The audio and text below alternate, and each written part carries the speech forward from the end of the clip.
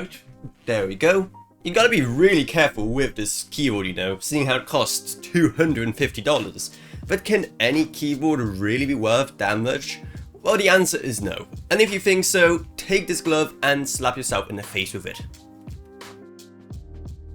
This right here is the Logitech G915, the most expensive keyboard in Logitech's entire entourage. But what exactly can they put in this thing to make it worth so much money? Well, you can't say they aren't trying, because there's quite a few things that make this thing quite special. Now, like pretty much all Logitech G keyboards, it has that signature and glorious brushed aluminum look. But unlike most of those keyboards, you may notice that the keys themselves look a bit different, because these are what Logitech call low-profile keys. And at first, I gotta admit, that was one of the main things that was making me a bit wary about getting this keyboard, because I wouldn't think I'll get used to these low-profile keys. But they do work. Switching between high and low profile keyboards can be a bit disorientating, but these do their job really well, and in fact there is quite a more premium feel to having these kind of keys instead. And when it comes to the switches underneath, you have the standard Logitech choice of either clicky, tactile or linear, and I personally went with the clicky switches myself. Another thing you probably noticed about this keyboard are the macro keys on the left hand side, and these are both a blessing and a bit of a curse, because while having macros there is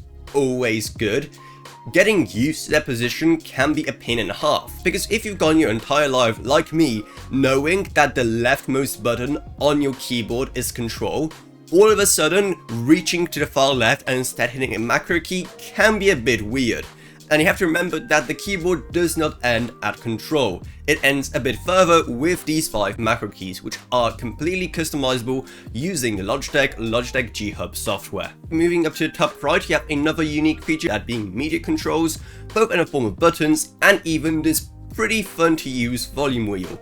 Though honestly, I've never really found myself using it like ever, and I usually just adjust my volume straight on my speakers. Another thing Logitech is doing to justify the price of this thing is the fact that it supports both Logitech Lightspeed and Bluetooth. While Logitech Lightspeed is the better low latency option, having both these is great because it means that you can use Lightspeed on one PC, Bluetooth on another, and then be able to switch between the two with a single press of a Bluetooth button on the keyboard itself. That is an absolutely great feature, especially for people like me who can be working on a lot of PCs at once, seeing how, you know, I kind of make videos about them. But let's pause with all the praise for a second and talk about some downsides. Since it is a wireless keyboard, that means you also have to charge it.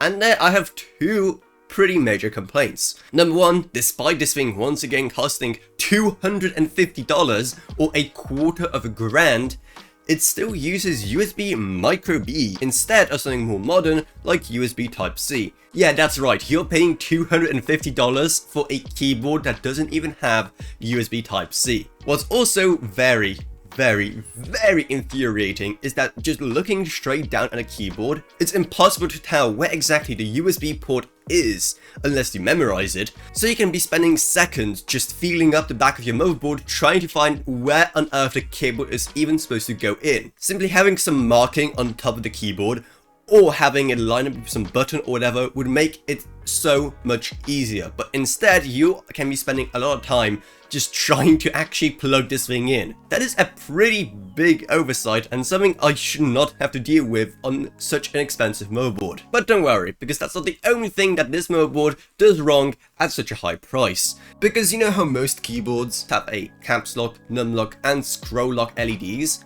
Well, this thing only has a caps lock LED plus a battery one. That's it. No num lock, no scroll lock, no nothing. Seriously, that's a feature that even super budget keyboards have that supposedly this king of gaming keyboards doesn't have. Now, by no means I'm saying this is a bad keyboard, and those things are just minor inconveniences, but still something that I would never expect from such an expensive keyboard. The actual experience of using it is fantastic. All keys have a great feeling to them, and either typing or gaming on this thing feels super natural. Once you get used to, once again, having these macro keys on the left, and the keyboard not ending where the control, shift, caps lock and other keys like that are. Plus of course it has tons of customizable RGB stuff, and all around it is just a fantastic keyboard. But it's not worth $250, don't kid yourself. If you find it on a sale, then yeah, totally. But honestly, I cannot imagine what they could even do to this keyboard to make it worth that much. Well, I can imagine quite a few things for this keyboard, though I don't think any of them will get this video monetized. Speaking of monetization, this channel doesn't get a lot of it, seeing how YouTube doesn't pay much to smaller creators. So if you want to help ensure that I can make better videos in the future, then the best way to do that is to support this channel on Patreon, because even just one single dollar a month truly goes a long way. Not to mention the fact that you get tons of awesome perks as well, so definitely check it out, it's gonna be down in the video description below. Plus, I'd also love to thank my existing patrons Gavin Burns, Ryan OKB, Meg Sumner, Shane Allcroft, Lightspeed, Common Gauge Clothing, and Jesse Herbman. Thank you guys so much, support truly goes a long way. If you want to buy this keyboard yourself because you're crazy or something, then our Amazon links to it are going to be down in the video description below as well. And down there's also going to be our merch store if you want to support the channel that way as well. Plus then there's also our Discord server if you want to talk to me or others on this or whatever else really. Plus then there's our social media links as well. But anyway, that's about it, so I hope you enjoyed this video. If you did, then remember, subscribe, like, whatever, and I'll see you all in whatever I make next. Goodbye everyone. Goodbye.